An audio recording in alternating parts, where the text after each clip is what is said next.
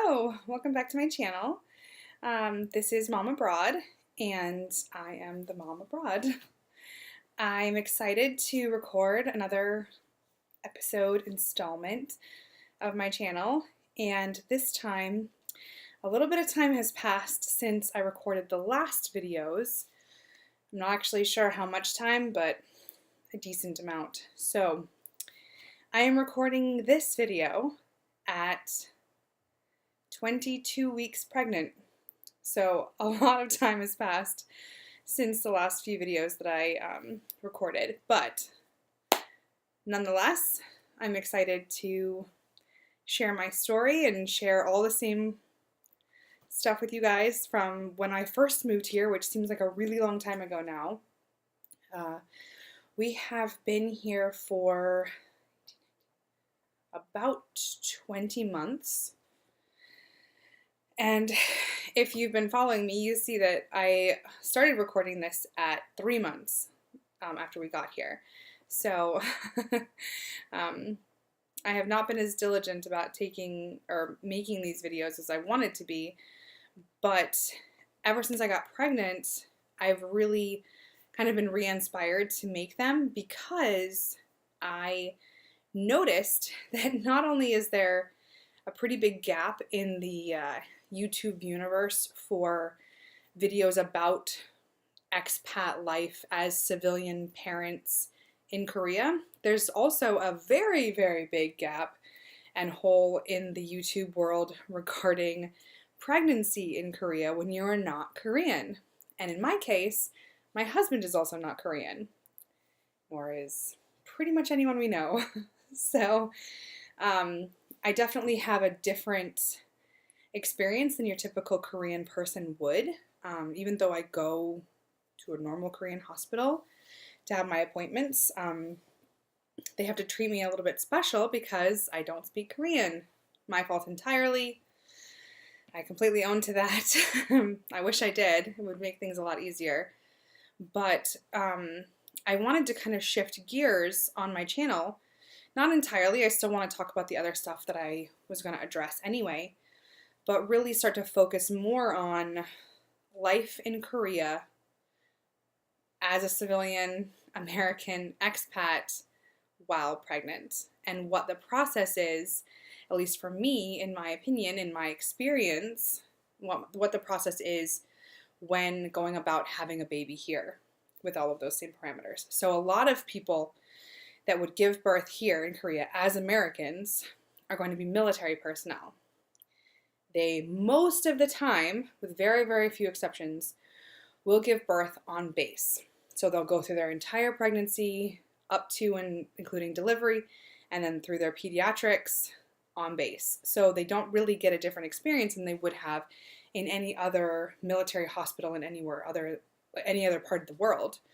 So I'm a little bit unique, and some of my friends who have had kids here in the same set of circumstances are a little bit unique in the fact that we not only can't use the on-base hospital because we are not military, but also we don't particularly want to because Korean healthcare is amazing and pretty specialized. And from what I've seen so far in my 22 weeks, technically, is that Korea has a lot to offer, healthcare-wise and pregnancy-wise, and we kind of neonatally speaking. That's not a word. Anyway, so realizing that, of course, that I'm already halfway through my pregnancy, I did want to kind of go back in time and kind of start from the beginning and give you guys a little glimpse into what it was like in the first few appointments. Just like in the States, you see the doctor about once a month. So I believe it was 8 weeks. Yeah, 8 weeks. You go in for your first appointment just like they do in the States. Only I didn't have a blood test. They went right in they asked me if I had a positive pregnancy test, which I had. And I had to make the appointment about 2 weeks out, which I found is actually pretty important for using these hospitals. I go to Severance Hospital, which is a really, really big hospital system that is, I don't know whether it's funded by or partnered with Yonsei, which is a really, really important, kind of like the Harvard of Korea university here. And so I'm not sure exactly how their partnership or connection works, but it's called like Severance Yonsei Hospital. But having your name attached to Yonsei is pretty much the best thing ever here in Korea. So that's, everyone wants to be associated with that university because of their high-ranking stature here. And probably throughout the world, I'm not sure. I hadn't heard of Yonsei before I moved here, but I'm sure it is in academic society and communities recognized worldwide. So I made the appointment at about 6 weeks and then had my first appointment at 8 weeks. They did not do a blood test. They went right in with the ultrasound, and you know, it's easy to confirm at that point there's either a baby or there's not a baby. So had that, and that was pretty straightforward. The only difference is that, so obviously I'm going to a hospital instead of I think a lot of people in the States tend to go to, and again, this could be my bias. I've only had one kid in the States, so it's not like I've had a bunch of children in a bunch of different ways in the US even. My experience there is pretty limited as well.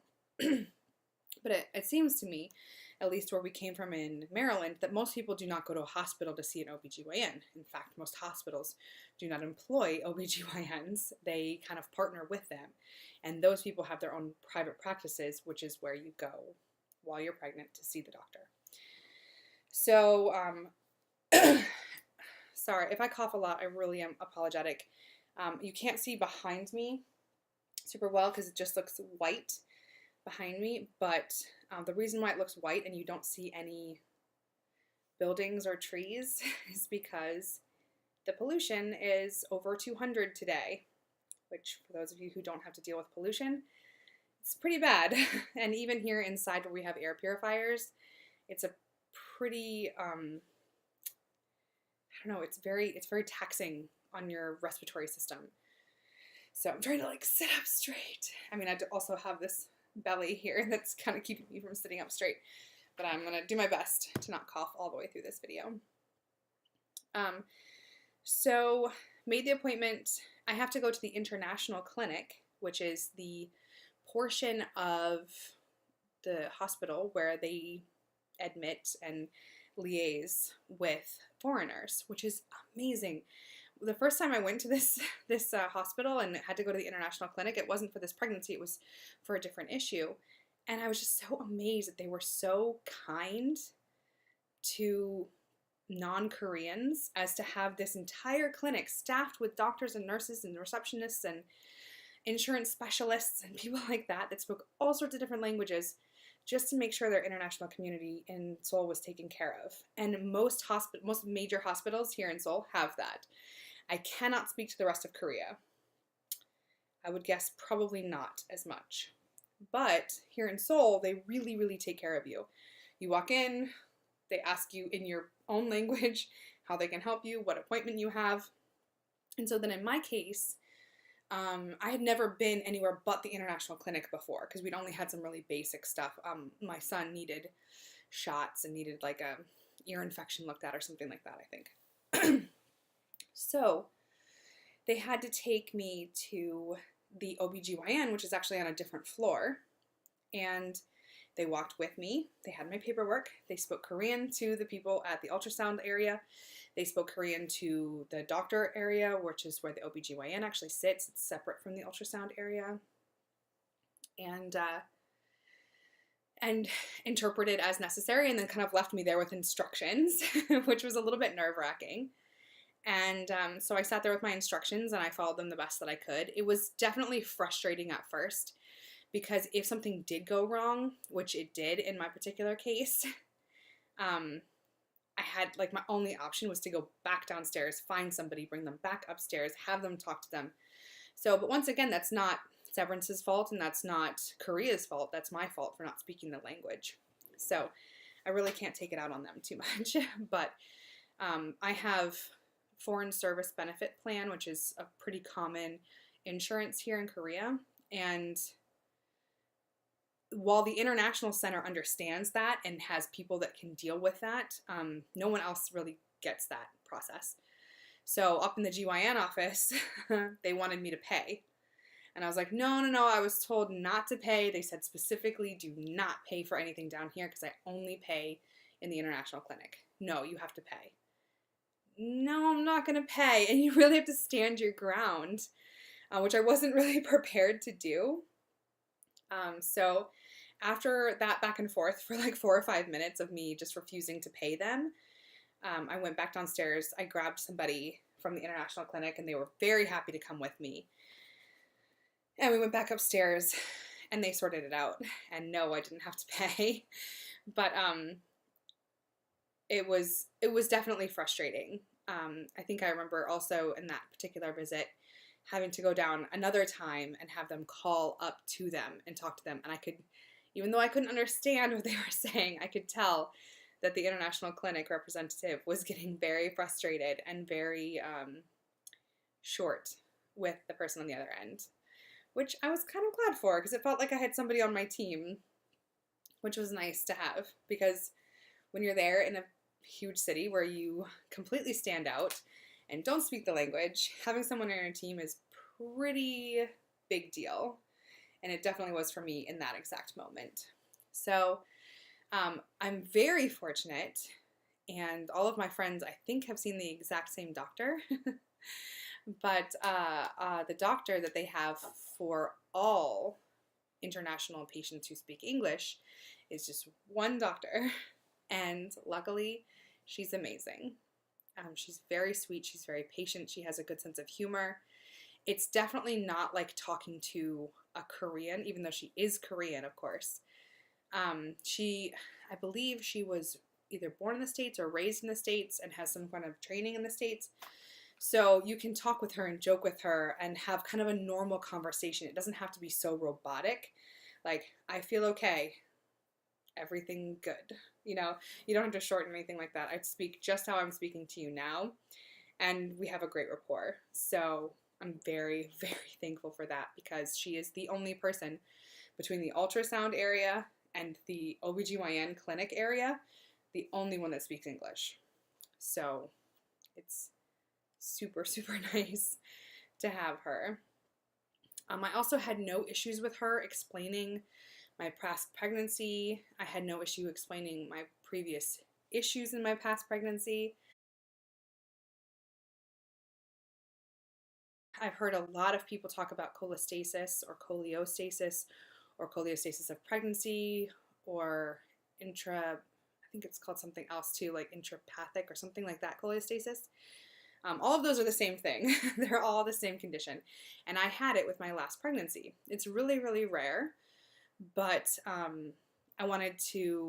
did a little bit of research on that, and I found that a lot of people had difficulties, even in the States, explaining to their doctor that they had it or that they thought they had it and being not believed. I was not believed the first time around when it was with my son.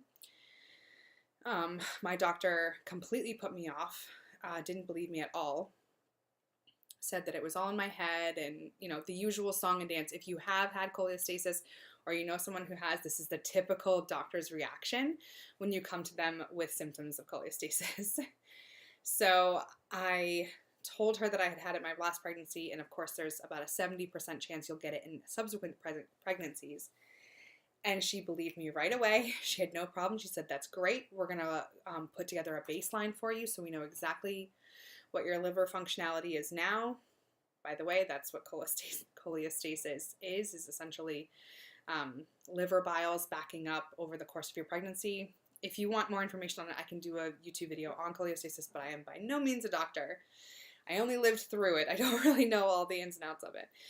But completely did a baseline for me on that, just to make sure like that there was nothing to worry about right now, that my liver was functioning perfectly now, and just really like took the time to listen about it. So I was really grateful.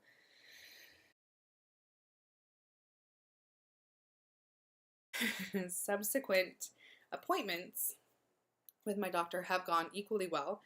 Sometimes I have waited a very long time to see her and then found out after the fact, after I walked up to the front office or down to the international clinic or did something, like raised my hands and did jumping jacks, like why am I being forgotten here? Only to find out that she was called into an emergency situation or got backed up or whatever, and I wasn't notified because I didn't speak Korean. So that has been the only real frustration. But honestly, like, once you bring that to the attention of your doctor, which I did, there are actually, I forget the term right now, protocols in place to help against that. But because I didn't know to ask, I didn't have them. So, for example, if she is running late on her appointments, I will get a text message from the hospital telling me to come a little bit later because she's backed up and so I don't have to wait so long. They also now send me text messages when I'm third in line to see her. And through observation, I've noticed there's actually a screen on the door next to her office that says who are the ones that are next in line. Now, obviously, I can't read most of that, but when my last name pops up, I know that I think it's the first 3 letters of my last name and then a bunch of asterisks. And so then I know that I'm coming up in the next 3. So that was really, really good information to have. And Severance and probably the rest of the hospitals in Seoul are just so technologically connected to each other. I was so surprised that my ultrasounds from the one side are automatically imported into her desktop. So as soon as I sit down, she pulls up everything and my entire ultrasound and everything is right there. She already has all the information. So that's just kind of a snippet of our back and forth and what it's been like to wait for appointments and then feel frustrated because people are going in ahead of me and maybe it's because they speak Korean and you kind of have this automatic bias that is I'm being discriminated against. And it's totally unfair and unjustified, but I feel like it's kind of that human nature part of us that goes right to that to say I'm different and I feel like I'm being treated differently. It must be because I look different or I'm from a different country or something like that. And maybe it is just me. It's very possible that it's just my bias. But that is certainly how I've felt at times. And whenever I brought it up to my doctor, I've always found out that there was, of course, a reasonable explanation for that. So I found that I have to be more assertive with asking. I can't wait so long, like the one time that I waited an hour and a half before talking to them. That's just not going to help anybody. So anyway, I'm just very, very thrilled with it, with my insurance and how there's specific people at the hospital to handle my insurance. I know that that is not something that is very common throughout Seoul, and which is why everyone who has that insurance that I work with, which is a government insurance, foreign service, is like a State Department. That's kind of a State Department term. Everyone has that insurance, tends to go to Severance because they are so good with the insurance.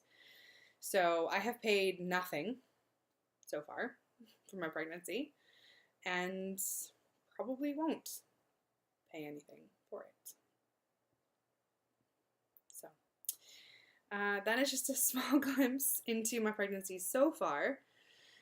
I don't want to make these videos too long because I want to keep them short and keep them relevant for the information that anyone out there might need.